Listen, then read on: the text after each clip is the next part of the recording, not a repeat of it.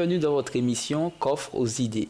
Nous nous retrouvons aujourd'hui dans l'étude du livre de Jérémie, cette étude que nous avons commencée depuis plusieurs semaines où nous abordons la vie du peuple de Dieu. Mais la vie du peuple de Dieu au travers du regard justement de Dieu, au travers des sollicitations de Dieu par l'intermédiaire de son prophète Jérémie. Aujourd'hui, nous poursuivons et nous nous trouvons devant un bien triste spectacle. Un peuple choisi par Dieu, un peuple qui est l'objet de toute l'attention de Dieu, qui malheureusement se retrouve aujourd'hui dans une situation déplorable, celle de la captivité à Babylone. Pour pouvoir échanger autour de cette situation, nous avons quelques jeunes avec nous sur le plateau, Yves-Lise, Jessica, Manuel, Elisabeth, Josué et Ansley. Bonjour, comment allez-vous? Ça va. Je vois de larges sourires, c'est bien, ça suppose que vous allez bien, mais le peuple d'Israël n'allait pas bien du tout. Et avant d'aborder pleinement cette situation et échanger autour de celle-ci, j'invite Manuel à prier avec nous. Notre Père qui est aux cieux, nous te remercions pour la nuit que tu nous as permis de passer en bien. En ce moment même, que ton esprit puisse nous assister alors que nous allons débuter et nous allons parler et débattre sur cette leçon qui est capitale pour tes enfants aujourd'hui. Et que tu puisses nous donner cet exemple pour que nous puissions retenir cette leçon dans notre vie quotidienne. Nous te prions de nous pardonner nos fautes et de nous laver. Nous te prions dans le nom de Jésus. Amen. Amen. Aujourd'hui, nous partirons d'un texte qui se trouve dans Jérémie 29, verset 7, et qui dit ceci: « Recherchez le bien de la ville où je vous ai emmené en captivité, et priez l'Éternel en sa faveur, parce que votre bonheur dépend du sien. » Lorsque nous associons ce texte de base, avec deux autres textes de ce même chapitre, notamment le verset 4 et le verset 20, il n'y a pas de doute sur le fait que Dieu se présente comme celui qui est à l'initiative de cette déportation. Le châtiment ne vous semble-t-il pas trop important par rapport au crime? Quel était le crime d'Israël? Et est-ce que vous n'avez pas l'impression que Dieu est un Dieu dur, un Dieu méchant, permettant justement cette situation? Parce qu'on parle de captivité, donc on parle de déportation, de souffrance, de mort. Est-ce que, comme je le disais, le crime, le châtiment n'est pas pour vous disproportionné par rapport au crime? Non, je ne pense pas, parce qu'en réalité, quand on étudie les leçons précédentes, on voit que le chapitre de Jérémie, le but du chapitre de Jérémie, c'est d'appeler le peuple d'Israël à se repentir. Donc il y a eu beaucoup d'avertissements. À un certain moment, à force d'ignorer ces avertissements, il faut aussi payer les conséquences. D'accord. Donc pour toi, Josué, c'est une juste, je ne dirais pas récompense, mais le juste résultat finalement du choix du peuple d'Israël. Est-ce que vous êtes d'accord? Oui, je rejoins Josué. Le peuple a choisi délibérément de suivre les faux dieux et de ne pas s'attacher à Dieu. Donc, quand on choisit de désobéir à Dieu, automatiquement on se disqualifie des bénédictions. Adam et Ève, pareil, ils ont été avertis qu'il ne fallait pas manger le fruit. Pourtant, ils l'ont fait. Eh bien, il y a eu des conséquences aussi. D'accord. Est-ce que vous êtes capable, en tant que jeune, de pouvoir dire si finalement la situation dans laquelle vous vous trouvez est le résultat de vos erreurs? Oui. Oui. Comment y arrives-tu? Comment t'y prends-tu? Bon, déjà, en tant qu'être humain, au plus profond de notre être, nous savons très bien qu'est-ce qui est bien et mal, en fait. Même si parfois, on a tendance à camoufler ce qu'on ressent. C'est inné en nous. On sait très bien ce qu'on fait, s'il est bien ou non. Après, savoir si ce qu'on récolte de notre vie actuelle, si c'est clairement la conséquence de nos mauvaises actions, on va dire. Je dirais que sur le coup, peut-être, on ne va pas forcément comprendre que c'est le cas. Après, avec du recul, on va savoir que avec du recul et de la prière, bien sûr, en prenant le recul, on va examiner sur notre situation, sur les faits passés, et ensuite on pourra dire, en effet, oui, c'est la récolte en fait. Ok. Donc, Jessica, tu es en train de nous dire que finalement, quand ça nous arrive, quand on se retrouve dans des situations difficiles, on n'a pas tout le temps le réflexe de se dire que c'est peut-être de ma faute. Voilà, on a tendance surtout à incriminer l'autre. C'est notre premier réflexe, on va dire. On incrimine l'autre, voilà, alors qu'en fait, dans une situation, la plupart du temps, nous sommes peut-être deux ou plusieurs, notre premier réflexe devrait être nous. Qu'est-ce que nous avons fait pour que nous arrivions à ce stade-là? D'accord. Elisabeth? Oui, je voulais dire que des fois, parfois on n'est pas obligé de faire une telle rétrospection pour savoir qu'on a fait quelque chose de mal. C'est-à-dire que, je prends un exemple tout bête, si je sais très bien que je ne dois pas aller en soirée, en boîte, fumer, etc., et que je fume quand même, je vais quand même en boîte, je mène quand même une vie déplorable. Quand j'aurai un cancer du poumon dans 25 ans ou quand je vais faire un accident en revenant de ma soirée, je saurai que c'est parce que j'ai fait un acte mauvais. Et de ce fait, je pense que les conséquences de nos actes sont toujours, je pense, évidentes. D'accord. Donc, nous sommes capables aujourd'hui, en tant que jeunes, de faire cette différence. Parfois, cette différence peut se faire tout de suite, de savoir si finalement c'est le fruit de notre positionnement ou alors parfois il faut du temps, prendre de la distance par rapport aux situations. Malheureusement, le peuple d'Israël n'avait pas forcément la possibilité de prendre de la distance. D'ailleurs, Dieu savait où il allait. Dieu était au clair sur la situation du peuple. Mais on se rend compte que peut-être le peuple n'était pas totalement au clair sur sa situation. Lorsque nous lisons Ézéchiel chapitre 8, tout le chapitre, on se rend compte que Dieu emmène son prophète en vision. Il lui montre le temple, il lui montre les portes de la ville et il lui montre des situations d'abomination, de violence, de prostitution qui se passent au sein du temple, mais aussi au sein de la ville. Quelle réflexion suscite chez vous la lecture du chapitre 8 du livre d'Ézéchiel? On peut dire que dans la lecture de la scène, on voit que Dieu a un regard, comme on va dire, qui est transperçant, qui est perçant. C'est même plus perçant que les yeux de Superman qu'on pourrait prendre, parce que quand il te parle que regardez au coin du mur, il voit les prêtres qui offrent des sacrifices aux idoles. Ensuite, de l'autre côté, il voit des femmes. En fait, le prophète, Dieu appelle à Ézéchiel à voir les femmes qui pleurent Tammuz, en fait, la divinité égyptienne, en fait, babylonienne. Et nous voyons que tout ce que nous faisons, soit en cachette, mais n'est rien caché devant Dieu. Et ça me rappelle le psaume 139. David dit, si je monte aux cieux, tu es. Si je prends les ailes de l'aurore et que j'ai habité à l'extrémité de la mer, ta main me conduira et ta droite me saisira. Et si je dis au moins les ténèbres pourraient me couvrir, là aussi, les ténèbres ne sont pas obscures pour toi.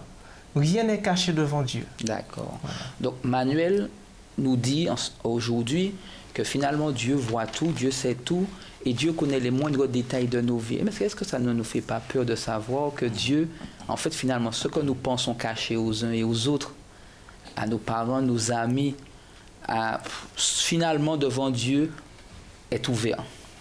Mais non, parce que je trouve ça plutôt beau qu'effrayant, parce qu'on se dit, il y a une personne qui connaît tout de nous et qui malgré ça arrive à nous aimer, à nous pardonner et à continuer à aller de l'avant avec nous, à nous aider, à répondre chaque fois qu'on a besoin de lui, alors qu'on passe notre temps à le trahir, clairement, à mentir aux autres. Et on se dit, lui, il est toujours là, quoi, peu importe ce qui se passe. D'accord. Moi, je dirais que aussi, pour reprendre, et c'est là que il est important de se dire qu'avec un Dieu si bon comme cela, il faut se remettre en question pour savoir que jusqu'à quand vais-je continuer à faire ce que je fais, mes mauvaises tendances, mes mauvaises pratiques, et que je devrais en fait changer de fusil d'épaule, Parce que si je sais que la moindre des actions que je fais en cachette est vue de Dieu, mais il ne faut pas oublier que mes actions aussi sont vues aussi du diable et de ses anges. Donc, c'est-à-dire que chaque chose que je fais, que nous faisons, en fait, nous sommes tous en spectacle devant Dieu, devant ses anges, devant Satan et devant ses anges. Donc, rien de ce que nous faisons, en fait, n'est laissé au hasard. Donc, c'est comme si on était tous des stars et on est sous des paparazzis. Parce que tout ce qu'on fait, nos faits et gestes, enfin, tout est analysé et scruté de près. Ok. Lorsque Manuel utilise le thème de paparazzi, je vous ai vu sourire. Parce qu'effectivement, l'image fait bien entendu référence à ces stars qui sont en permanence épiées, dont les moindres détails de leur vie sont mis en lumière. Dieu n'est pas de ce type, n'est pas là pour pouvoir simplement s'abreuver des petits détails croustillants de nos vies individuelles, mais il souhaite sincèrement que nous puissions l'accepter. Lorsque nous choisissons d'être des jeunes qui décidons de marcher avec lui, de le faire confiance, de vivre comme il nous le demande. Maintenant, Manuel parlait aussi de ce Dieu plein de bonté, mais je voudrais aussi ajouter ce Dieu plein d'espérance. Et si on parlait un peu d'espérance dans tout ce tableau? J'aimerais que nous puissions reprendre Jérémie 29, le verset 7. Et j'aimerais que l'un d'entre vous puissiez me lire ce texte. Jérémie 29, le verset 7. Alors, Jérémie 29, verset 7. Recherchez le bien de la ville où je vous ai mené en captivité et priez l'Éternel en sa faveur, parce que votre bonheur dépend du sien. Merci Josué. Quelle était selon vous la volonté de Dieu lorsqu'il donne ce conseil à son peuple par l'intermédiaire de Jérémie? En fait, à mon avis, Dieu cherche toujours à montrer à son peuple que rien n'est perdu. Même s'ils sont allés très loin, même s'ils paient les conséquences de leurs actions, mais derrière, il y a toujours une promesse de réconfort. Et là, comme le texte dit, une promesse de bonheur. À condition quand même que son peuple revienne à lui et retrouve en lui les éléments qui lui permettra à son peuple en fait de trouver ce bonheur. C'est-à-dire que Dieu montre toujours, malgré le malheur, qu'il reste là et qu'il sera toujours là pour pouvoir revenir, pour pouvoir permettre à son peuple de renaître de ses cendres. Merci Josué. Jessica? Oui, donc pour rejoindre Josué, il est vrai que peu importe ce qu'on fera de nos vies et sur terre en fait, que ce soit bien ou mal, en fait, Dieu va toujours nous accompagner. Dieu ne nous abandonne pas, comme on dit, Dieu est un Dieu d'amour. Et peu importe les circonstances, parfois, en fait, il peut nous soumettre à des épreuves pour que justement le message passe plus facilement. Parce que peut-être que si on reste dans un état, en fait, où tout va bien, bon, le message va passer. Mais pas comme Dieu voudrait qu'il soit aussi pertinent de notre côté. La plupart du temps, quand Dieu nous soumet à des épreuves, en premier, c'est pour nous remettre en question et justement pour améliorer notre caractère. Moi, je l'applique au temps d'aujourd'hui. Après, pour les enfants d'Israël, c'est vrai que le peuple d'Israël a beaucoup péché et a souvent désobéi. Mais nous remarquons qu'en fait, Dieu a toujours une issue pour nous, que ce soit pour nous ou pour le peuple d'Israël, en fait, que dans le malheur, en fait, il est toujours présent. Il va nous accompagner parce que il n'est pas clair non plus qu'en fait, que nous péchions. Et au final, en fait, on n'a pas la malédiction qui va avec. C'est obéissance et malédiction. C'est toujours comme ça. Enfin, pas et, ou. Donc, il y a toujours les conséquences, mais Dieu ne nous abandonne pas et il montre toujours envers nous l'issue. Ok. En effet, nous voyons que nous avons affaire au travers de ce livre de Jérémie, justement de cette lettre, affaire à un Dieu qui n'abandonne pas son peuple. En dépit de la distance que le peuple a pris par rapport à Dieu, en dépit des rejets répétés et volontaire du peuple aux appels de Dieu, Dieu continue à venir. Et Dieu donne ce conseil en leur demandant simplement, vous êtes là, vivez la situation. Malheureusement, c'est la conséquence de vos actions passées. Acceptez votre sort et vivez, avancez. En cela, pourquoi selon toi il est difficile pour le peuple d'entendre ce message? Et pourquoi selon toi aujourd'hui ce message reste encore difficile pour nous d'accepter les situations dans lesquelles nous sommes mis et de finalement apprendre à faire confiance à Dieu pour pouvoir les vivre? Il s'avère que le malheur n'est pas forcément quelque chose de facile à encaisser. Dieu nous demande aujourd'hui, et notamment au peuple d'Israël à ce moment, de toujours rechercher le bien, quel que soit le moment, de toujours le prier, lui, parce que le bien, la joie qu'on aura ne peut venir que de lui. Donc s'inspirer de lui pour justement chercher cette joie, l'avoir et la partager. Parce que Dieu dit bien au peuple que votre bonheur dépend du sien. Si l'endroit où vous êtes n'a pas le bonheur, vous non plus, vous n'aurez pas le bonheur. Donc il faut partager le bonheur que vous avez, ne pas vous apitoyer sur votre sort. Vous avez fait des choses qui sont mal. Aujourd'hui, vous en payez les conséquences, mais ce n'est pas pour autant qu'il faut vous abattre et puis laisser tomber. Non, je suis toujours là. Priez, vivez pleinement le bonheur que vous avez en vous. Partagez-le et à partir du moment où vous l'avez partagé, il vous reviendra automatiquement. D'accord.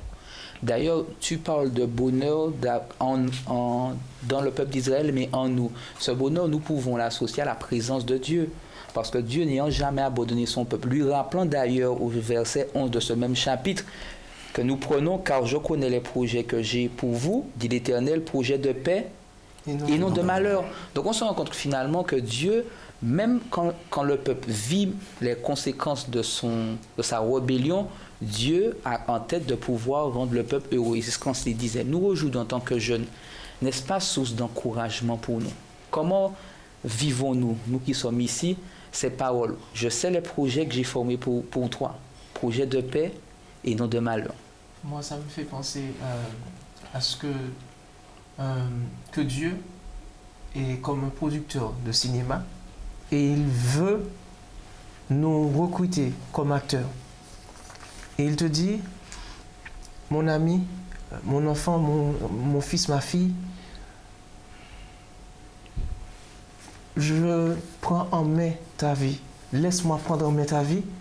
Je veux être ton producteur et tu seras l'acteur de ta vie. Mais accepte le scénario que je te donne. Et le scénario que je te donne, ce n'est pas un scénario où tu seras perdant, mais tu seras vainqueur. Et à la fin, comme tout au film, tu auras ta récompense parce que tu auras bien exécuté ton rôle. Donc je le prends comme un message d'encouragement parce que même dans les moments les plus difficiles ou les moments les plus désespérants, Dieu peut nous appeler. Dieu peut nous donner un nouveau départ. Comme on disait, quand on est près du carrefour de notre décision, de notre vie, Dieu te dit, voici, je suis là, choisis-moi et je t'emmènerai au bon port. D'accord. Manuel met en évidence au travers de son exemple de ce producteur de cinéma qui engage et de cette réponse que doivent apporter ces acteurs qui sont sollicités. Nous, effectivement, il disait, nous sommes des acteurs amenés à vivre des vies comme Dieu le demande. Et Dieu nous invite à nous positionner. D'ailleurs, lorsque nous lisons Jérémie 30 au chapitre verset 15 jusqu'au verset 30, on se rend compte d'ores déjà que le peuple était invité à se positionner. Je vous donne un exemple. Au chapitre 19, qu'est-ce qui est dit? J'en prends aujourd'hui un témoin contre vous, le ciel et la terre. J'ai mis devant toi la vie et la mort, la bénédiction et la malédiction. Ensuite, il dit, choisis la vie afin que tu vives. Choisis la vie afin que tu vives, toi et ta postérité, pour aimer l'Éternel ton Dieu, obéir à sa voix, et pour t'attacher à lui, car de cela dépend ta vie et la prolongation de tes jours. On se rend compte que déjà à ce moment-là, ici nous sommes avec Josué qui parle au peuple, il y a une notion de devoir se positionner. Est-ce qu'aujourd'hui, en tant que jeune, il est évident de se positionner?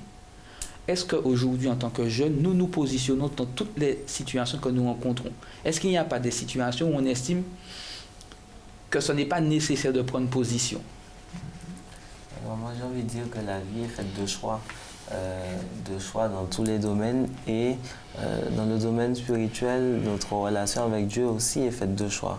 À savoir que quand on arrive à un carrefour où il faut choisir, pour reprendre les termes de Manuel, quand on arrive à un carrefour où on a la possibilité d'aller à droite ou à gauche, souvent des fois on choisit ce qui nous paraît le plus facile. Et comme le peuple d'Israël a fait, ils ont choisi le plus facile, à savoir s'adonner aux idoles, s'adonner à l'idolâtrie, délaisser Dieu.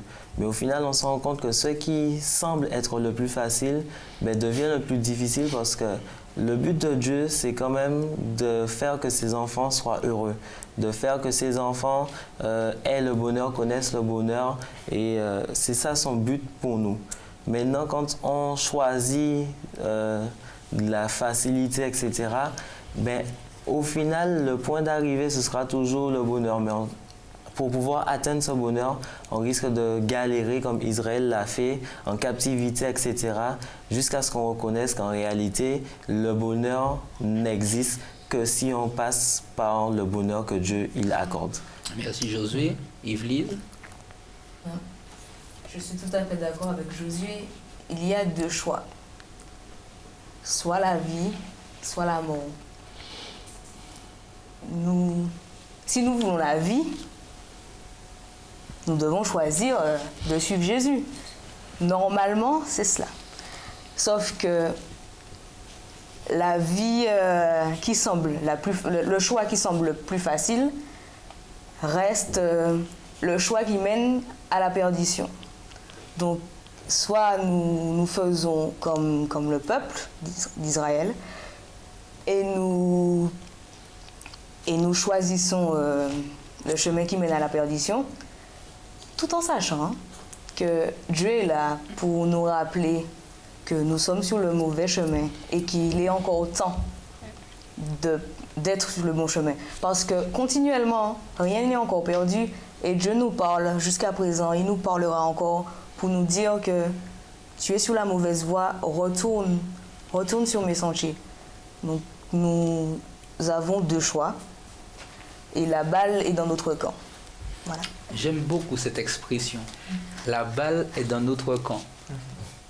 Elle met en avant l'idée qu'il nous faut saisir la balle. Et je reprends notre expression, saisir la balle au bon. Sommes-nous prêts à justement saisir cette opportunité que Dieu nous donne de pouvoir aujourd'hui avoir cette liberté de choisir, de le choisir. Dieu nous donne cette liberté de ne pas rester avec lui. Mais il nous demande d'être des personnes authentiques, des jeunes vrais, des jeunes qui, lorsqu'ils disent « je suis avec Dieu, je connais Dieu, je suis avec lui », qu'on puisse voir des jeunes effectivement qui vivent selon des valeurs, des principes que Dieu leur signale. Vous savez les projets que j'ai pour vous, projets de bonheur et non de malheur. Comme les acteurs qui s'engagent dans le film savent que l'objectif du producteur, c'est de pouvoir faire un bon film.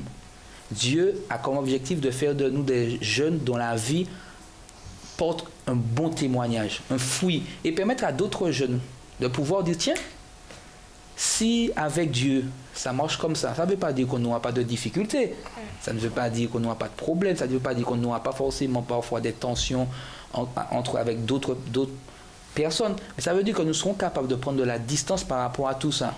Pourquoi? Parce que notre objectif sera différent, c'est de pouvoir vivre comme Dieu le voudrait. Je crois qu'aujourd'hui, cette nécessité pour nous de choisir est importante. Le peuple a été invité à choisir. Nous sommes aujourd'hui, en tant que jeunes, invités à choisir. Il n'y a pas de zone grise, il n'y a pas de non-choix. Croyons-nous véritablement en ce Dieu qui nous laisse libres, qui nous laisse libres de le choisir et qui souhaite véritablement que nous soyons des gens heureux. C'est ainsi que nous mettons fin à cet échange aujourd'hui et nous vous donnons rendez-vous pour une prochaine émission Coffre aux idées.